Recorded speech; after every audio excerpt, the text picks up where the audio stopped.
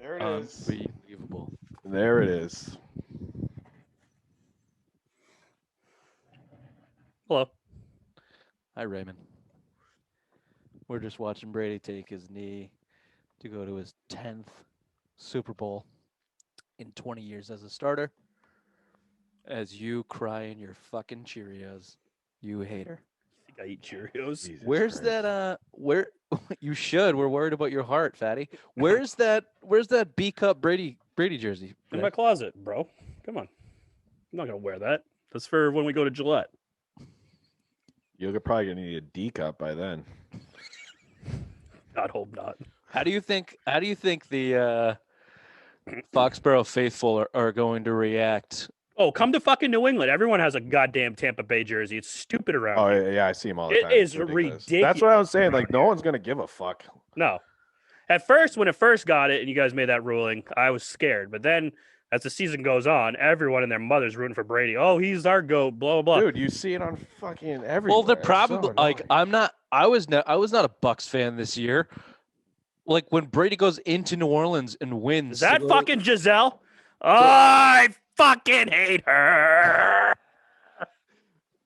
You go to your 14th conference championship and your 10th Super Bowl. Like it's just like take the name out of it. It's just rooting for greatness at that point. Like you Oh. just like it's something you've never seen before. If you want to root against that, that's So, the definition of being a fucking Ooh, that hater. was a pass interference. He Can held them. Can I ask you a question then?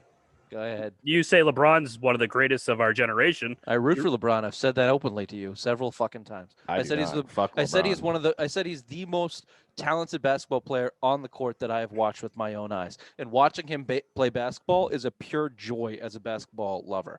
In terms of his ego and how he speaks off the court about his game in basketball, I think he's an insufferable douchebag. But by all accounts, as a man, as a human, he seems like a pretty good guy too. So I don't have a visceral hate for LeBron James. Don't shake your fucking head, Ray. I can do what I want, motherfucker. He's basically bought the state of Ohio fucking education. So Doesn't mean he's not a cunt. yeah, he's an insufferable cunt when it comes to, the way that he thinks about himself in the game of basketball. Definitely, that's undeniable. But he's a top 3 basketball player of all fucking time. And watching him on the court is poetry in motion. Yes. If the Lakers are playing basically anybody else, I'm not rooting for the Lakers to win, but I'm just enjoying watching him play. And yeah, it's a different story with Tom Brady because we had 20 years ourselves being able to watch him play. So I don't have a problem rooting for him to succeed. It's actually in my DNA. Watching him throw passes for the Bucks in Green Bay, I couldn't help but go, fuck, hopefully that's a completion. Just his perfect form. I was the makes my opposite. dick hard and makes me say, wow, I've seen that happen 1,000 times before. I hope it happens again. I was the opposite. I was hoping he tore his ACL Because several your times. heart is I really black wanted with Rodgers the to win, fucking but- oil oh. of Big Mac. Grease. There's no grease in a Big Macs. They're not even real meat. Go on, idiots.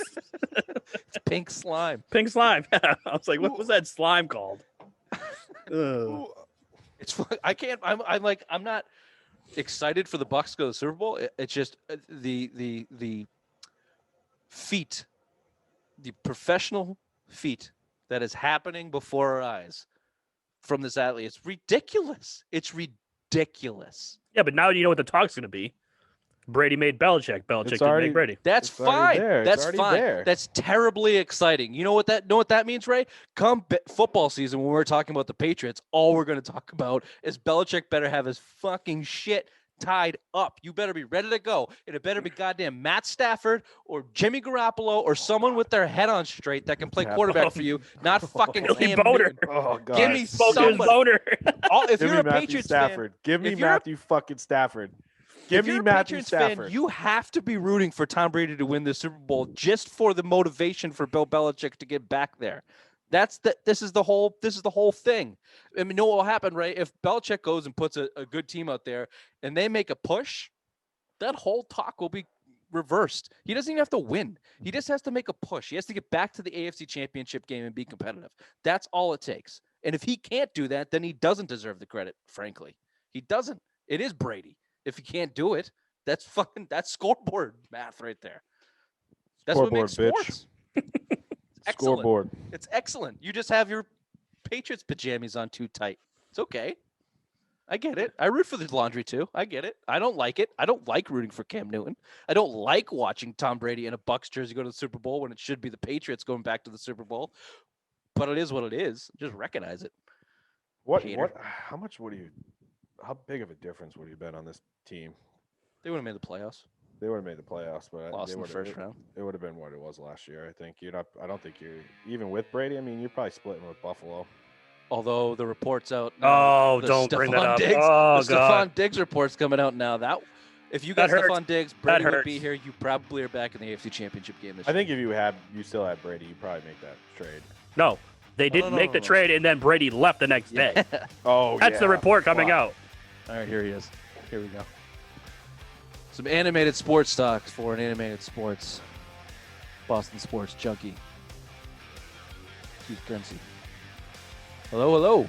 Hello, hello.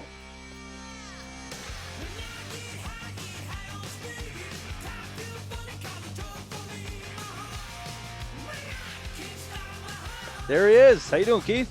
I'm doing great. How are you? We're doing excellent and right on cue. He's got the Patriots hat as we watch Tom Brady walk to his 10th freaking Super Bowl. Not just the hat. I got to show you my attire here. I got the. You even got the sleeves off. Cut off sleeves. There we go. There we go. And this is the pièce de résistance. When Jules found out that I was going to be on your show, he dropped this game ball off autographed as a conversation piece. Wow. No, I'm kidding. That's a nice guy. I don't know how I won it. I mean, being a loyal fan for 60 years, that's what I got, a game ball autographed by Edelman. Wow. Ooh, that's nice. That's a nice piece right there. Yeah, for 60 years. Can you guys hear me okay? Oh, we hear you great. Oh, yeah. Yeah, we hear you. Let me do this. After many, many, many hits to the head, playing football and hockey, I'm down to my last good ear, so. There you go. I'm 35 and I lost my good ear too, so I mean that's just the drugs. Well, yeah, we make fun of Bill for his he's our age at 35, but he looks, he looks you only look 34 to me. You look 34. All the grays. I hope to look like that one day. Nice solid salt. You're gonna have to improve everything else about you, Bill. Thank you for joining us, Keith.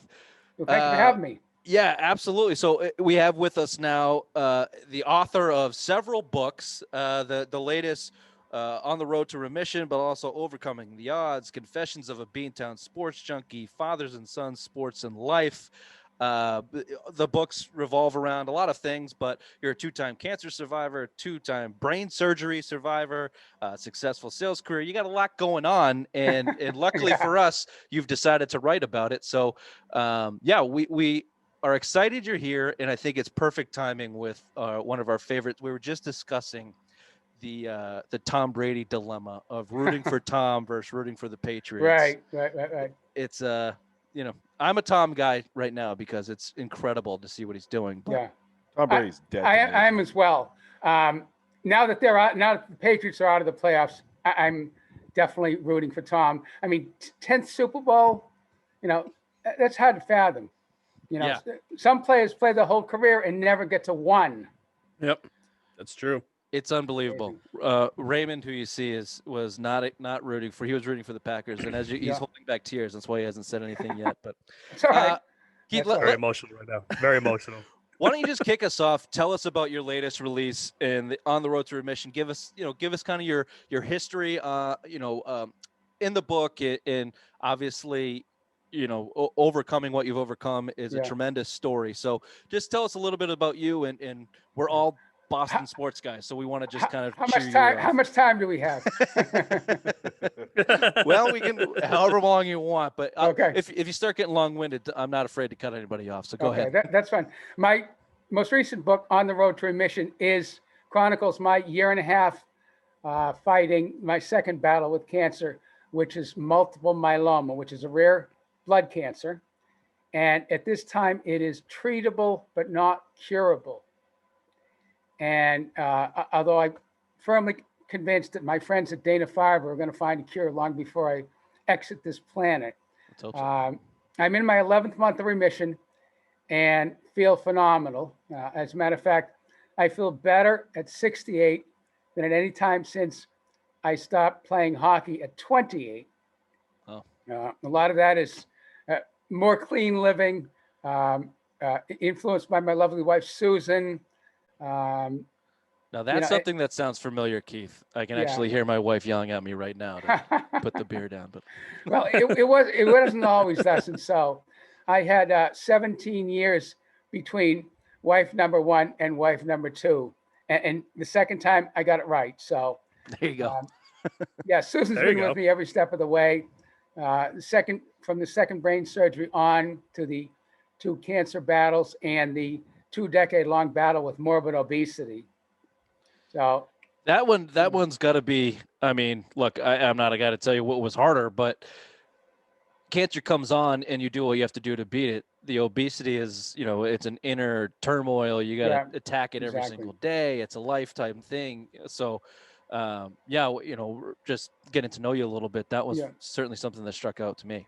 Well, I in 97, after my second brain surgery, I couldn't really do much of anything. I couldn't lie down. I couldn't sleep. I couldn't hardly stand up, walk, crawl, anything. So all I did was eat and eat and eat and eat. And I'm a comfort food kind of guy, pizza, beer, Chinese food. And all of a sudden, I'm only 5'9". I hit the scales, although I've got a big frame. Average height. No worries about 5'9". I hit the scales at 340 pounds. And I just knew that, Susan and I, we'd just recently been married. I knew we weren't going to have a long life together if I didn't get rid of the weight. And I did it gradually, a pound a week, just by getting back in the gym, cutting down on my portions, et cetera, et cetera. And all of a sudden I was back under 200 pounds. Yeah. And I'm now 25 pounds less than my high school football playing weight. So. That's great. Good for you, man. Good for you. And we, how much weight did you lose? How much was it altogether? 155 pounds. Good for you. Yeah. That's awesome. Sorry, go ahead, Ray. So as you are a cancer survivor, what was like the first telltale sign that you're like, oh shit, something's wrong. I got to go get checked out? My regular doctor said you have a little bit of an enlarged prostate. And he said that for a couple of years consecutively. And the second time he said it, he said, I'm going to send you to the urologist. And they found that I had prostate cancer. Had the successful surgery, had successful surgery. And I thought I was in the clear. I was going to have a nice, healthy last third of my life with Susan. And they found I had high levels of protein in my blood, sent me for the hematologist, and the blood work revealed that I did have multiple myeloma. Wow. And that's where, where I stand now. As I say, I'm in remission. Yep. Feeling great. Doing the things I need to do, nutrition-wise, exercise-wise, vitamin-wise, to stay in remission until they find a cure. Yeah, and God willing, they will, Keith. No question. And certainly you're in some of the best hands. Obviously, Dana Farber and us being New England guys, we know what kind of medical help they can get there. And so we're wishing you the best, and we're happy here. Thank you. Can we talk some sports? You think that? Whatever you want. But I will tell you that we now live in Georgia. So I do have a couple of good stories for you. Okay. I know. Well, you sent me a couple. So go ahead with that. I think I know where you're going with this, if you want to share it. Well, sure. I've got many of them. You're like a proverbial square peg in a round hole living in the Atlanta area after what's taken place. But after the Super Bowl, after we beat the Falcons by so much, I had broken my toe, and Susan took me to the emergency room, and the doctor said, and I didn't do this intentionally. I was not trying to rub it in. I swear to God. I threw on this sweatshirt, and Susan said, "Get dressed quickly. Let's go." I threw on this sweatshirt and my other Pat's hat. I never left the house without Pat's attire on, which cost me a lot of grief. But walked in the emergency room. The doctor looked at me, surrounded by about a dozen orderlies, nurses, and staff, and says, "I'm sorry, Mr. Guernsey, I can't treat you." And he said it with a complete deadpan straight face. Yeah. And he just paused long enough that the entire room cracked up. And he said, "We don't treat Patriots fans here." And it didn't even dawn on me that I did all that right after the Super Bowl. Yeah. And they were miserable beyond belief down here. Well, they're used to it by now. I mean, the Atlanta Braves have been breaking people's hearts since the 90s. Oh, I'm telling you. But it was amazing. It was a lot of fun being down here. There are some Boston fans here. You do have to keep your head up at all times and keep your head in the swivel, you know. I'm actually I've been in the DC area for about 10 years. I'm in Maryland now. So I'm in deep Ravens country right now, which is I would say probably a little more dangerous than Falcons country at times, but yeah, definitely not after a 28-3 losing of the Super Bowl. I'm telling you. I just got my Sports Illustrated, and they talk about, you know, getting back to the Super Bowl after you've lost one. And that was the major story. The major picture in it was Butler's interception. Yeah. You know? Yeah. No, it's been incredible being a sports fan and coming from New England. I watched an interview you did. You talked a lot about, you know, you're growing up, and I know you have a Little League story I'm sure you can share, but you talked about ribbing each other. Obviously, you know, anyone who knows this show, that's basically all we do. We grew up with each other, you know, from elementary school on. So is that, now you're living in Georgia, so that's probably a good question for you. Is that like uniquely a Boston, New England cultural kind of thing? Oh, no question. The passion never leaves you, even if you geographically and physically leave the area. You know, and you know, yes, there are fans down here, but not even close to anywhere near as passionate as Boston fans are. You know, there's no such thing as Patriots Nation or Red Sox Nation. They're you know, they're fans, but they're nowhere near as passionate as Boston fans. Yeah, they don't even sell at Braves games, especially in the 90s. No, Turner Field was like empty for most of the years when they're winning the division by fucking 20 games every year. Yeah. They still can't even fill it in a playoff game. It's like, what is, like, drives me crazy in hot Atlanta. Yeah, it's amazing. But, you know, as my wife says, you can take Boston out of the boy, but you can't take the boy out of Boston. Yeah. No, you can't. And you've been able to hold on to that accent. I lost mine a while ago. It comes on a little bit. If I have a couple more of these pops in front of me, it'll slip out. But so I did want to just come back into because I was going through this interview and you had a funny story. Your name is actually a type of cow, correct? Yeah, Guernsey cow. Oh, yeah, the Little League story. Everyone loves that. That's a classic. You know, when you're a kid growing up in the Boston area, you want to try different sports. Okay, so I first wanted to try baseball. My mother said, you know, there's no Pop Warner football, anything like that. I wanted to try baseball. And, you know, as a chubby kid, all growing up as a kid, I was 12 years old, wanted to try Little League and grew up in Lexington, 12 miles from Fenway. Very, very big time baseball in Lexington, parades and bands and the whole nine. And I went to the mailbox every day waiting for my uniform to show up. And it finally came, and it was beautiful, starched, pressed, white, shiny uniform. Put the jersey on, fit great. I was all psyched up. Went to put the pants on. They didn't fit. I had too big a gluteus maximus. So my late mother, in her infinite wisdom, Mom, I'm glad you're not here to hear this story. She cut a V in the rear of the pants, but she didn't have any white material. All she had was gray material. So you had 100 Little League ball players, 50 on the third baseline, 50 on the first baseline, and 99 of them had the perfect starched white uniforms on.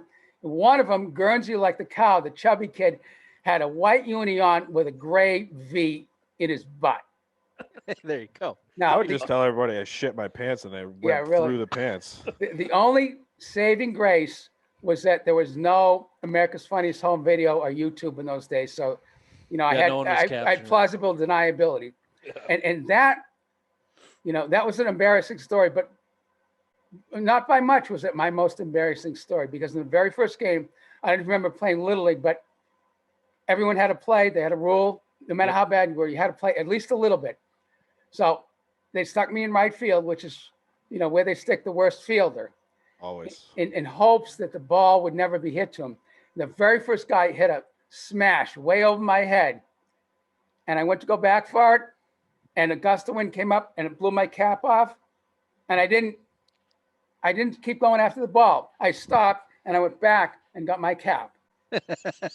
And then I went to get the ball. And of course, by the time I'd gotten the ball, he'd long since circled the bases. Yeah. Oh. Little League brings out the best in kids. Bill and I were baseball players. Ray was not. He was a soccer. He was also a chubby kid that never grew out of it, actually. Maybe if there had some words of advice for him. But my father coached, and I don't necessarily remember all the stories, but he had since passed on. But my mom will still tell the stories about when he was coaching, the stuff that the kids would say. And, we had one of the kids that wasn't very good, not a very good baseball player. I won't name names because these guys will know him. But he said, it's time to go in. And he said, you know what, coach? I'm just too damn tired to be playing right now. He's 7 or whatever. We were 6 or 7. So that's just so funny. Yeah. I didn't use that excuse, but I did get pulled right out of the game right after that. Definitely, And I saw a lot of bench time the whole rest of the year. Right. I'd go in once in a great while if we were way ahead or way behind, but that was pretty much it.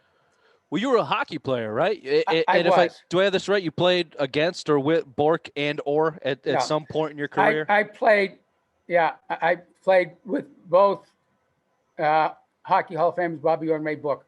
I played hockey against Bobby Orr, and I played softball against Ray Bork.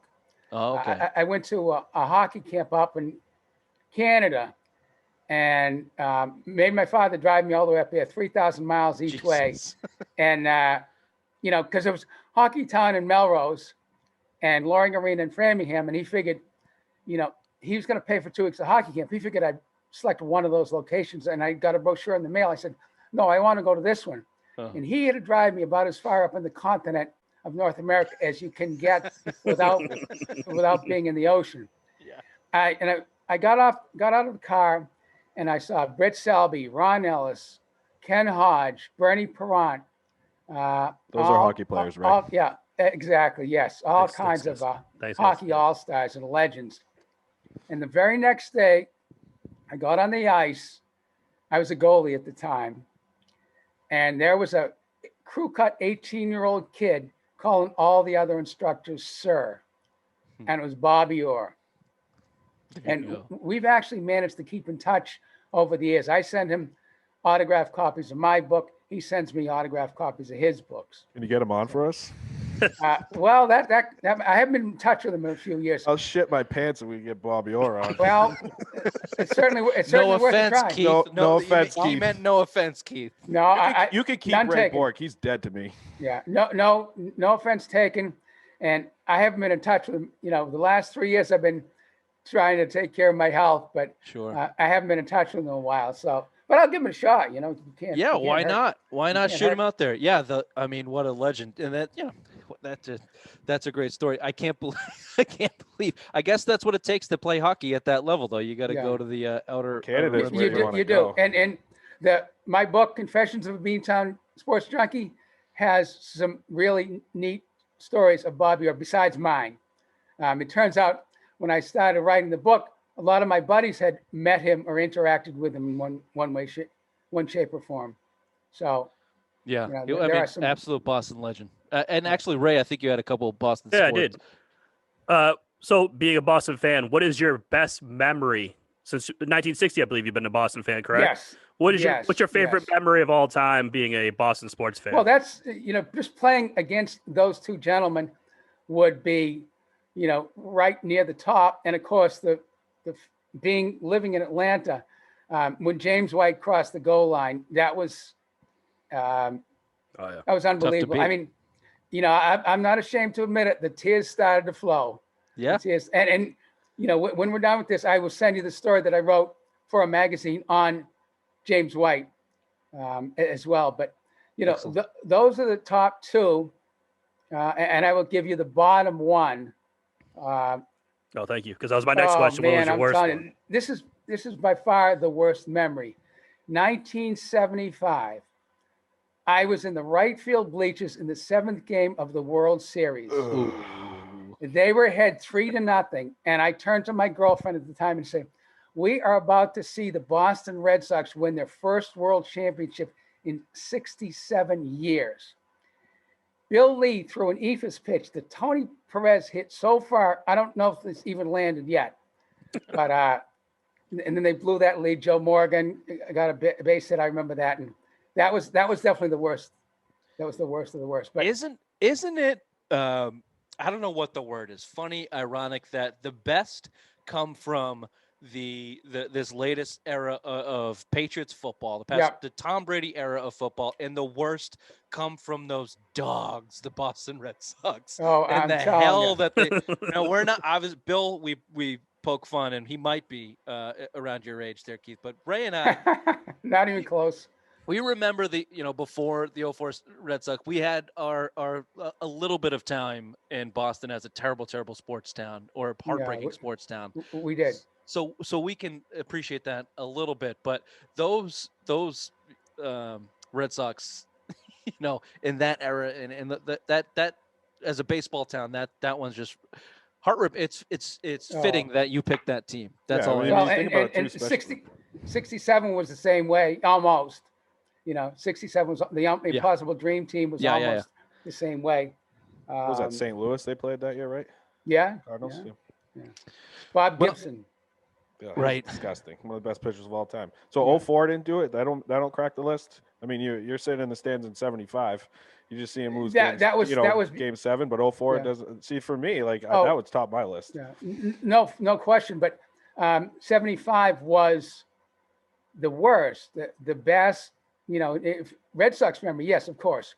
But in overall sports memory, just playing against those two fine gentlemen, and the win, because we live here, the comeback from 25 points down, to win that Super Bowl, that was just incredible. Yeah, it's we are lucky. I have my firstborn was just born. She's 3 months old, and I tell everybody. Congratulations. Thank you. It sucks for her though, because I tell her that she is walking into now a back end of my sports fandom that is doomed for terribleness, because I have had 20 years of bliss as a New England sports fan, and she's maybe she'll have to be a Maryland fan, because it's going to suck in Boston for a little bit. I think just karma comes and goes. 12 championships in 17 years. You can't beat that, especially, to put it in perspective, long before you gentlemen were even born, I spent 40 years in Foxborough / Sullivan / Schaefer Stadium watching every frozen corner, aluminum bench seats, no stadium seats, watching them lose and then lose and then lose some more. So these last 20 years, we're just, this year accepted, we're just a joy, sitting back and watching them win and win and win some more. Having that long a dynasty in the age of parity, where there's, draft, free agency, salary cap, it's just, it's a once in a lifetime experience. It's unbelievable. And we, we're happy that you were able to overcome everything that you did to enjoy it.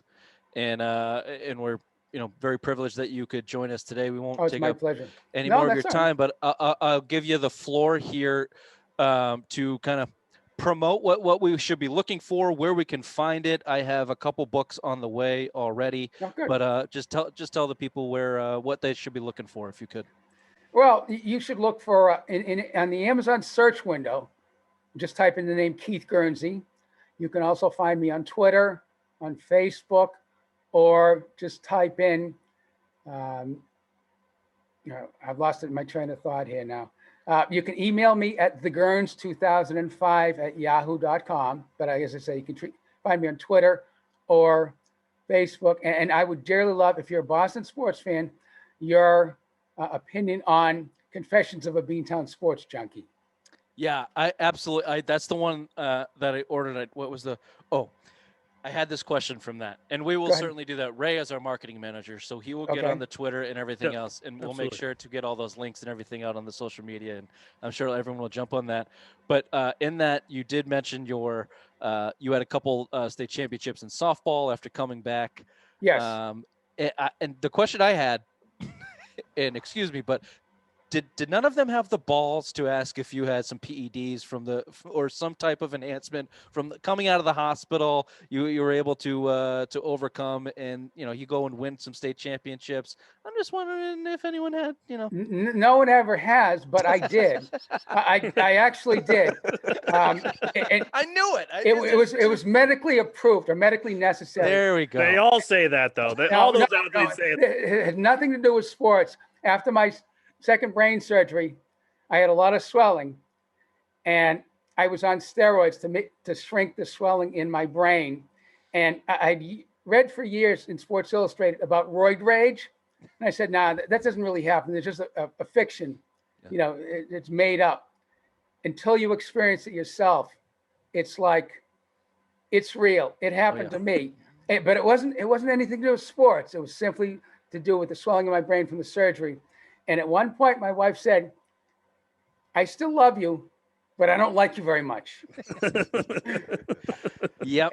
And all of a sudden, after 5 weeks, the fog lifted, and I was fine, and I've been fine ever since. Yeah. No, it's true. We could get in. My father had some similar experiences, and I could get into the stories too, and I'm sure my mother could too. Maybe on a different day, Keith. Let's do it again anytime. We can swap some more stories. Yeah, absolutely. Maybe we'll be lucky enough to have some more good Boston sports luck. We'll Sure. have you on to talk about it. Bruins. Yes. Yeah. Yes. That's what we're talking about. We need them to punch through here at least one more Yeah. time with Bergeron. I That's think. right. They'll never That's do it with Tuca though. I Quest. know. The Well, quest. We'll see. The quest is on. We'll see. All right, Keith. Well, thank you so much for Hey, joining us. Thanks for having me on, guys. Thanks, guys. Go Thank you. Bucks. All right, go Steve. Pats. Take care. Take care. Bye-bye. Bye bye. What a guy. Good talk. What That's a New England sports guy. Yeah. Oh yeah. That's gonna be you, Bill. If you don't die in the next 10 years, that'll be you. He doesn't build lacks the gumption, ambition, fight to live that it would take. Like we didn't even. Sir, you have a cold. Kill me. Kill me now. And when I die, just throw me in the trash. Well, Yeah. you'd want to be in your kingdom, wouldn't you? Just throw me in the trash. And also like a very New England thing. Humble. I've listened to some of Keith's interviews. He's like, he doesn't talk about everything that he went through, like 2 brain surgeries and the cancer. He just kind of explains it, and then kind of goes on to sports and the stories that he has, which is awesome. But that's like, he was so uniquely unique, New England in that way. We don't like express the shit that's bothering us, like dragging us down until it's absolutely necessary. So perfect, absolutely perfect. All right, Bill. I know we are on the Queen's schedule, so let us finish. Let's wrap this one up. Say thanks to Keith again. We'll let you know where to find that, and we'll move on to the next show we got going on tonight.